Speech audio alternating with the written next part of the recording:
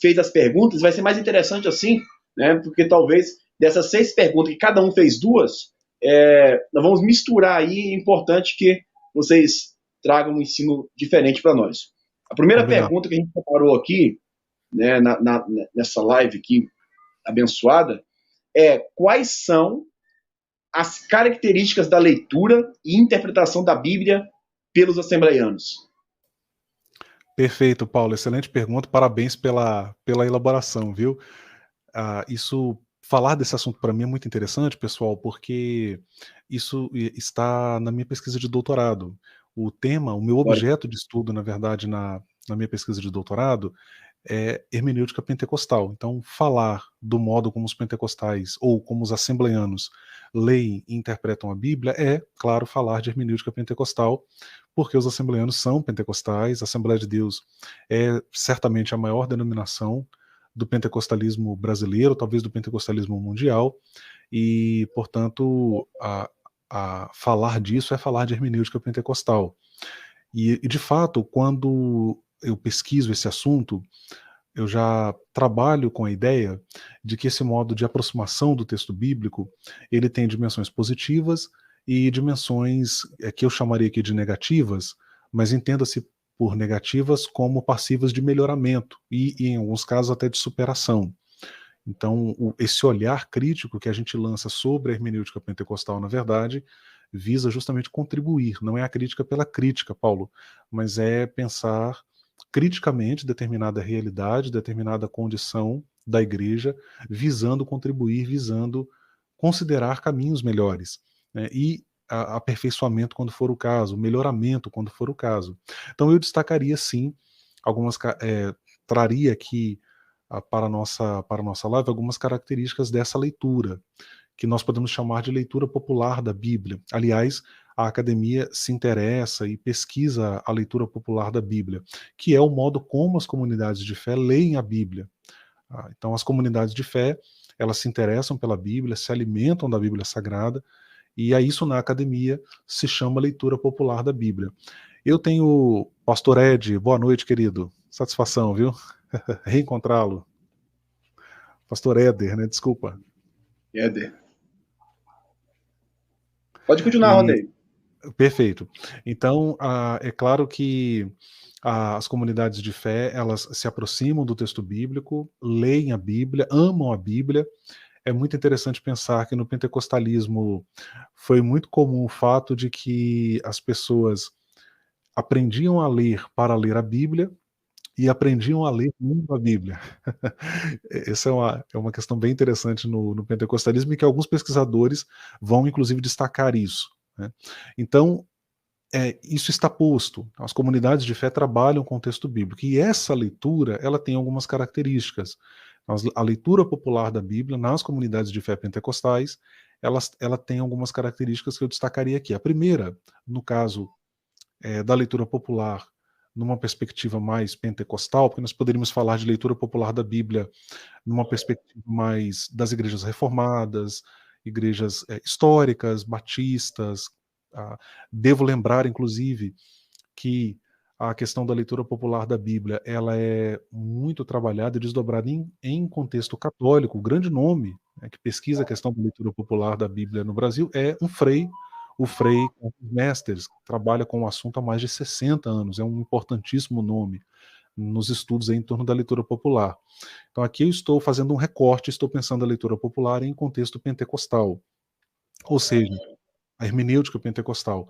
Então, características que eu destacaria aqui. Primeiro, ou primeira característica, essa leitura ela é comunitária. A Bíblia ela é lida de maneira coletiva, ela é usada nas liturgias, ela assume uma dimensão coletiva na comunidade de fé, e pressupõe-se também que existe uma aplicabilidade para o coletivo da comunidade de fé, da igreja local, que se aproxima do texto, que se aproxima da Bíblia Sagrada. Uma outra característica, Paulo, que eu traria à tona aqui também, é que essa leitura, ela é simples, e eu coloco simples aqui entre aspas, não num sentido depreciativo, não num sentido difamatório, vamos dizer assim, mas ela é simples no sentido de que ela não é uma leitura que conta com aporte acadêmico, que conta com aporte científico, mas nem por isso ela deixa de ser legítima. Ela pode ser entendida também como um a priori, ou seja, ela é um ponto de partida importante. Tá, tudo bem, não é o leitor popular da Bíblia não é alguém que está instrumentalizado teológica e academicamente para interpretar o texto bíblico, mas ele se aproxima da Bíblia com sinceridade, ele faz um exercício de leitura e isso deve ser respeitado.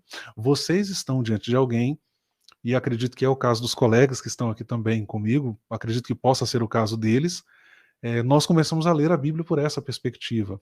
E eu costumo dizer, Paulo, que não foi a pedagogia que me levou para a teologia, foi a teologia que me levou para a pedagogia. Né? Não foi a história que me levou para a teologia, foi a teologia que me levou para a história. E o que me levou para a teologia? Então a teologia provocou tudo, mas o que me levou para a teologia? A leitura da Bíblia. Foi essa leitura simples, desprovida de aparato acadêmico, teológico, mas a partir dali o interesse foi crescendo, foi aumentando, e acredito que, como eu, há outros muitos espalhados pelo Brasil. Essa leitura também é uma leitura que fala a vida. Então, a leitura da Bíblia nas comunidades de fé pentecostais, ela tem, por vezes, ela é conectada à vida. É uma leitura que visa responder a demandas que as pessoas estão enfrentando nas suas vidas pessoais. Elas recorrem ao texto bíblico para encontrar no texto bíblico esperança, força para a caminhada, iluminação para tomar as suas decisões. Então é uma leitura diretamente conectada à vida. Isso é muito interessante. Uma outra característica que eu não poderia deixar de destacar aqui, colegas, é que essa leitura da Bíblia, na perspectiva pentecostal, assembleana, ela é pneumatológica. Então, um crente assembleano, ele é devedor direto, ele entende-se como um devedor ao Espírito Santo no que tange a interpretação da Bíblia. Então, ele se aproxima do texto bíblico, geralmente, nós somos ensinados assim, somos instruídos assim, em postura de reverência, de devoção, entendendo que o Espírito tem um papel preponderante no entendimento e na aplicação da mensagem bíblica. Não é apenas um processo hermenêutico, mas é também um processo hermenêutico existencial, no sentido de que eu interpreto, mas trago isso para a vida, e no sentido de que eu me interpreto na medida em que eu interpreto o texto bíblico. Esse é um aspecto também bem interessante, que eu trabalhei na minha dissertação de mestrado, Paulo, e lá eu vou dizer, né, eu fiz um trocadilho com o cogito ergo sum de Descartes, aí eu vou dizer que na hermenêutica é interpreto, logo existo. Né? Se Descartes fala penso, logo existo, aqui eu estou dizendo interpreto, logo existo. Né? Então eu transponho isso para o campo da leitura e interpretação da Bíblia. Mas essa leitura, e aqui concluindo a minha resposta, Paulo, essa leitura também tem algumas dimensões negativas. Uma dimensão negativa que eu destacaria é a dimensão literalista. Muitas vezes existe uma aproximação do texto bíblico que é literalista demais, em excesso. A Bíblia contém literalidade? É claro que sim. A Bíblia contém historicidade? É claro que sim. Mas levar categorias da ciência, da história, introjetar isso no texto bíblico pode desembocar num literalismo que é exagerado e que muitas vezes acaba não correspondendo ao que de fato a mensagem bíblica está dizendo. Né? Uma outra dimensão negativa é a fundamentalista, e eu destacaria ainda a dimensão anti-intelectualista ou anti-intelectual. Então a gente ainda convive também com isso no pentecostalismo, a gente percebe que existe um fundamentalismo teológico, religioso muito forte. Uma característica do fundamentalismo é que ele particulariza a verdade. Não, verdade é o que a minha tradição teológica afirma, verdade é o que a minha tradição religiosa ensina. Né? As outras eu coloco em xeque. Isso é um reflexo de um movimento fundamentalista. Né?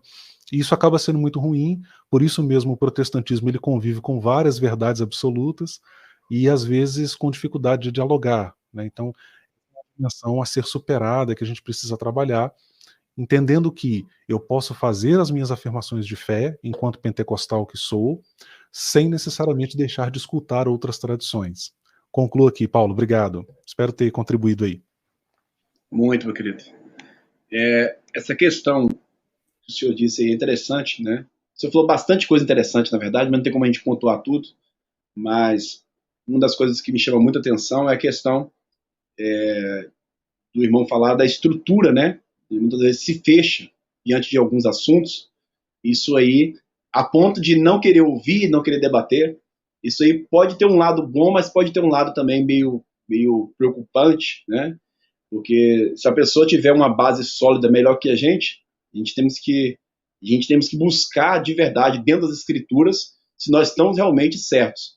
E outra questão muito interessante que o senhor falou, e isso tem a ver com o pentecostalismo e também da Assembleia de Deus, é a questão de crer de fato, né? Não só na teoria, mas crer de fato nessa intensidade, nesse envolvimento com o Espírito, e